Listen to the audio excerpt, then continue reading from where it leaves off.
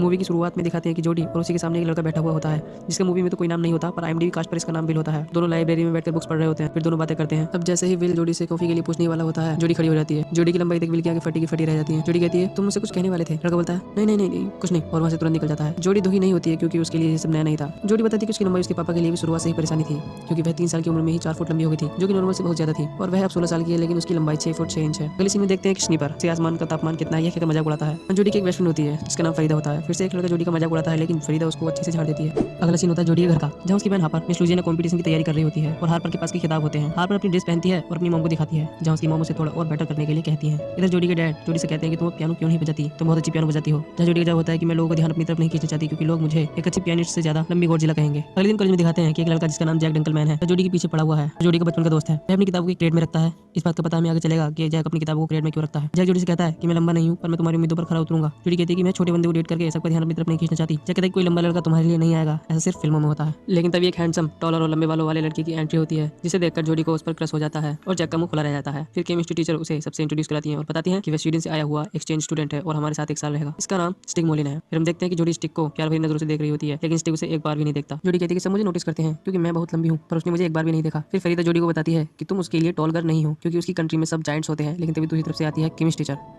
जो कि जोडी को बचपन से ही परेशान करती है। केमिस्ट्री के पास जाती है और स्वीडिश में कुछ बोलती है और बताती है कि मैंने स्वीडन में समर वेकेशन के दौरान सीखी थी। केमिस्ट्री को बताती है कि मैं तुम्हें अमेरिका और न्यू ऑर्लिन्स के बारे में सब कुछ बता दूंगी। और स्टिक को अपने साथ ले जाती है और जोडी बस देखती रह जाती है। दूसरी तरफ स्टिक और जैक की मॉम उसे सरप्राइज देते हैं और कहते हैं कि स्टिक हमारे साथ रहेगा, लेकिन जैक मना करता है कि नहीं ये हमारे साथ नहीं रहेगा, जिसे सुन जैक की मॉम उसे डांटती है और कार में बैठने के लिए कहती है। अगली सुबह हम देखते हैं कि जोडी फिर से स्टिक को देख रही होती है लेकिन स्टिक के चारों ओर लड़कियां बैठी होती हैं। इसके बावजूद स्टिक जोडी को देखता है जिसे देखकर जोडी भी स्टिक की तरफ स्माइल करती है, लेकिन यह सब जैक को अच्छा नहीं लगता है। इसके बाद अगला सीन होता है सीधा 1 हफ्ते बाद का, जहाँ जोडी फरीदा को बताती है कि वो 1 हफ्ते से साथ में लंच करते हैं और साथ रहते हैं। क्या वो बॉयफ्रेंड गर्लफ्रेंड बन गए हैं? फरीदा कहती है नहीं, शायद वो बस दोस्त हैं। इसके अगले दिन जोडी हार्पर से कहती है मुझे अट्रैक्टिव बनना है। फिर हार्पर उसकी मॉम उसे सैलून ले जाती है जहाँ उसके लिए मेकअप किट और कुछ कपड़े भी लेते हैं। उसी रात को स्नीपर स्टिक की आवाज में कॉल करता है और जोडी से स्कूल की आने वाली होमकमिंग डांस के लिए पूछता है। जोडी एकदम शौक में रहती है कि अचानक स्टिक ने कॉल किया और होमकमिंग पार्टी में डांस के लिए पूछ रहा है। जोडी हाँ कहती है। तभी स्नीपर हंसता है। अब ये कॉल किमी स्नीपर से कराती है ताकि वह उसकी टांग खींच सके। उसके बाद किमी जोडी से कहती है कि तुम्हें क्या लगा स्टिक तुम्हें सच में कॉल करेगा? यह सुनकर जोडी मायूस हो जाती है और रोने लगती है। अगली सुबह जोडी रोज की तरह कपड़े पहनकर कॉलेज चली जाती है। यह देखकर उसकी मॉम और बहन भी शौक हो जाते हैं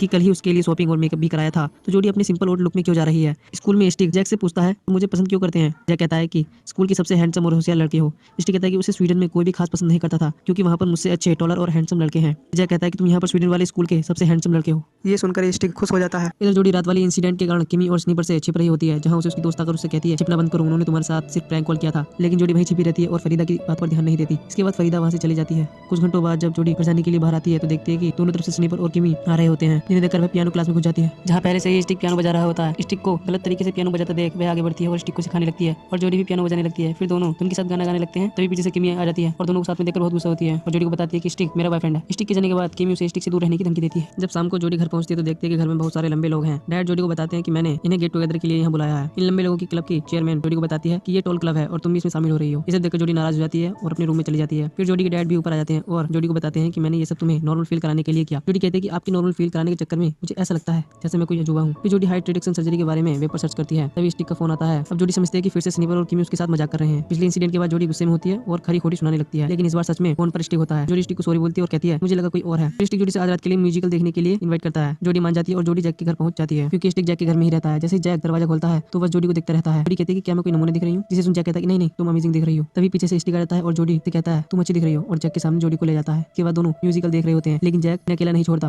और बार बार इन्हें परेशान करता है और दोनों के बीच में म्यूजिकल देखने के लिए बैठ जाता है। इससे जोडी बिल्कुल खुश नहीं होती। इसके बाद स्टिक जोडी को उसके घर ड्रॉप करने के लिए जाता है, जहाँ जोडी और स्टिक पहली बार किस करते हैं। अब स्टिक को नींद नहीं आती और जैक को बताता है कि जोडी किस बहुत अच्छी थी। ये सुनकर जैक खुश नहीं होता और स्टिक को बताता है कि हाँ जोडी बहुत अच्छी है, लेकिन ये तुम्हारी मर्जी है। अगर तुम पॉपुलर बनना चाहते हो तो तुम्हें किमी को नहीं छोड़ना चाहिए। और स्टिक किमी को चूज करता है। अगले दिन कॉलेज में स्टिक जोडी को इग्नोर करता है। इधर लिज को भी जैक डंकलमैन पर क्रश होता है। लिज यहाँ जैक को कुकी देती है और दोनों फिर बातें करते हैं। इसके बाद लिज वहाँ से चली जाती है। स्कूल की छुट्टी के बाद जोडी भी जैक के साथ उसके घर चलती है और स्टिक से उसे इग्नोर करने की वजह पूछती है कि कल रात हमने किस किया और आज तुम मुझे इग्नोर कर रहे थे। फिर स्टिक कहता है कि शायद हमें उसको भूल जाना चाहिए। फिर जोडी स्टिक को सॉरी कहकर चली जाती है। जोडी स्टिक को सॉरी इसलिए बोलती है क्योंकि कल रात पहले जोडी ने स्टिक को किस किया था। अगले दिन एक फेस्टिवल में जोडी स्टिक को किमी के साथ देखती है और जैक भी लिज के साथ काफी मस्ती करता है। किमी जोडी के पास आती है और स्नीपर का प्रपोजल देती है। किमी ये इन्विटेशन इसलिए देती है ताकि जोडी स्टिक से दूर रह सके और कहती है कि तुम उसके साथ फ्राइडे नाइट को हमारे साथ एस्केप रूम चल सकती हो। जोडी ये प्रपोजल स्टिक को जेलस फील कराने के लिए मान जाती है, लेकिन उसकी फ्रेंड फरीदा उसे ये सब करने के लिए मना करती है। लेकिन जोडी कहती है कि अगर मेरी मदद नहीं कर सकती तो अपनी ओपिनियन अपने पास रखो। ये सुनकर फरीदा को काफी हर्ट होता है और चली जाती है। और अगला सीन होता है फ्राइडे नाइट का, जहाँ लिज के साथ जैक, किमी के साथ स्टिक और जोडी के साथ स्नीपर होता है। एस्केप रूम खेलने के बाद लिज और जैक दोनों किस करते हैं। किमी और स्टिक भी करते हैं। स्टिक को जेलस फील कराने के लिए जोडी जोडी भी स्नीपर को किस करती है। इसे एक आंख से स्टिक देखता है। इसके बाद जोडी बीच में ही छोड़कर चली जाती है। अब फरीदा भी जोडी को उस बात के लिए इग्नोर करने लगती है। फिर स्टिक जोडी को पियानो क्लास में बुलाता है और कल रात के लिए सॉरी कहता है। बताता है कि मैं वो किस नहीं भूलना चाहता जो मैंने तुम्हारे साथ उस दिन किया था। मैं किमी से ब्रेकअप कर लूंगा।